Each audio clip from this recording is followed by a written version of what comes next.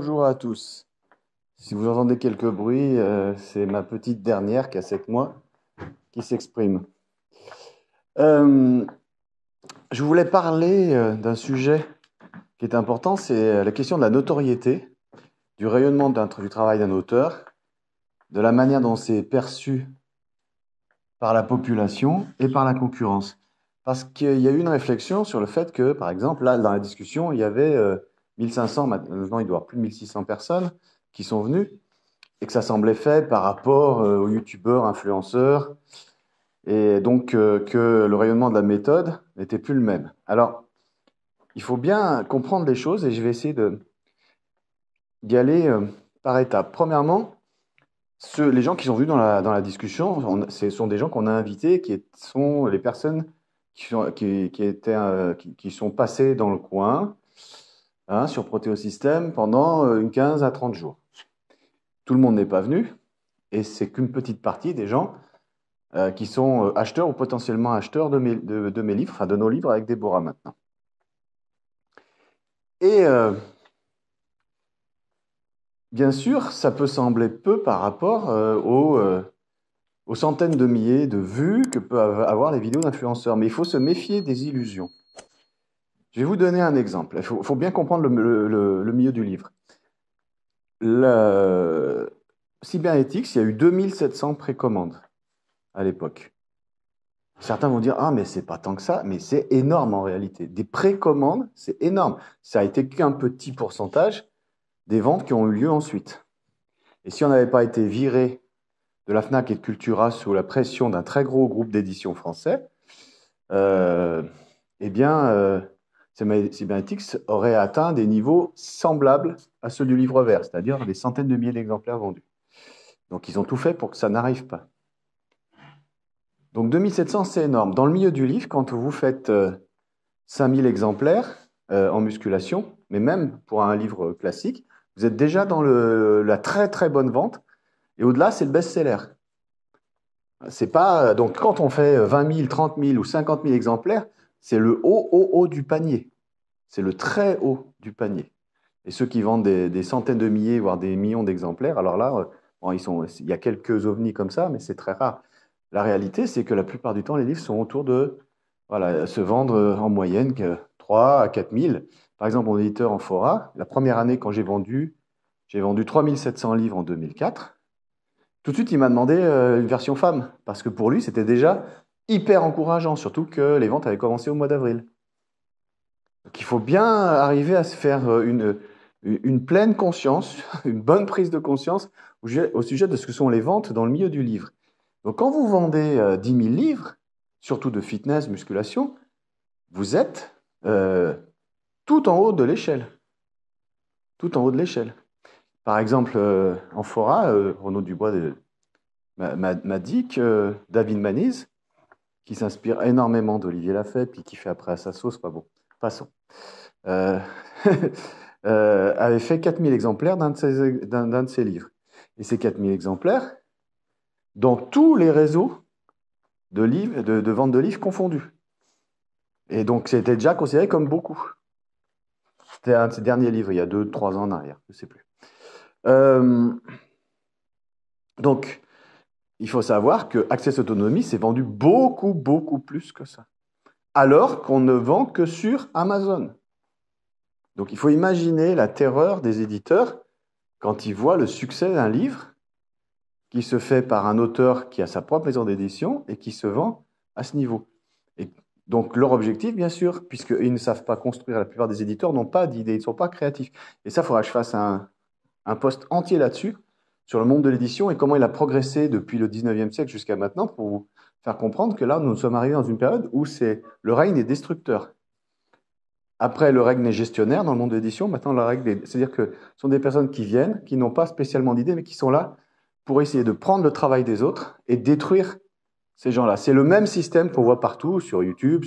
C'est-à-dire, je prends ce que les autres ont fait, puisque je ne suis pas capable de créer moi-même, de produire moi-même, et je m'en inspire. Et voire je copie carrément, et je me dis, bon, on verra bien s'il fait un procès. Hein. Voilà. Donc, c'est pour ça que moi, je suis de plus en plus dur avec tous ces gens-là, parce que ce n'est pas Au bout d'un moment, il faut plus se laisser marcher sur les pieds, tout simplement.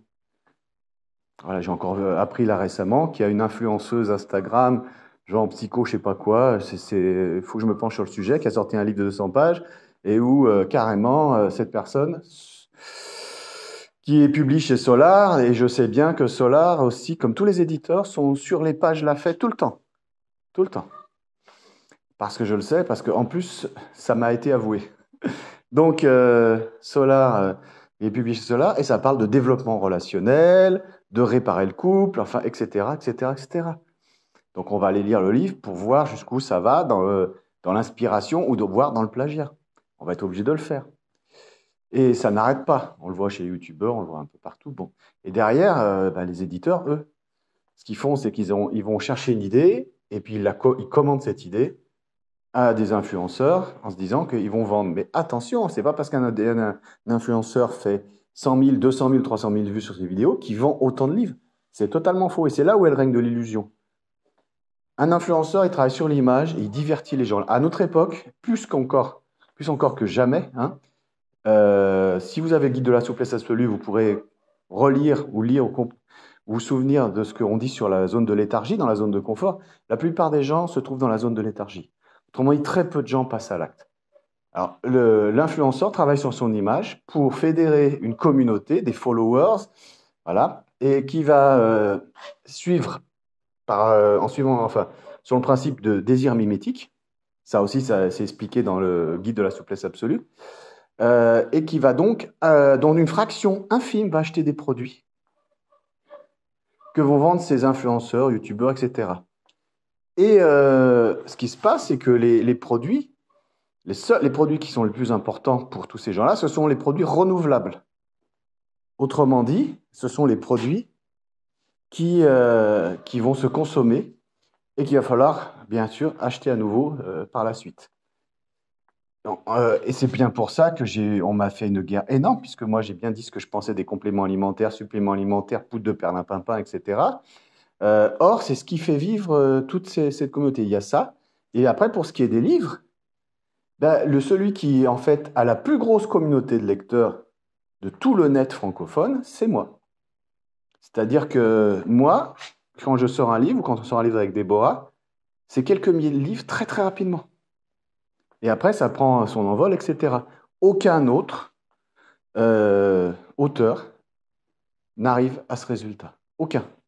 Strictement aucun. C'est bien pour ça que les éditeurs sont venus chercher les idées sur mes pages, chercher les idées dans mes livres et ont essayé de me faire travailler gratuitement. Tant que moi, je faisais la pub des autres, que je faisais mes articles gratuitement, que je publiais pas un livre par an, etc., ça les arrangeait puisqu'ils venaient chercher les idées, ils les mettaient dans leurs livres, ils faisaient faire la promotion par tel auteur ou éventuellement un youtubeur, etc. Et ils faisaient quelques milliers de ventes et ils étaient contents.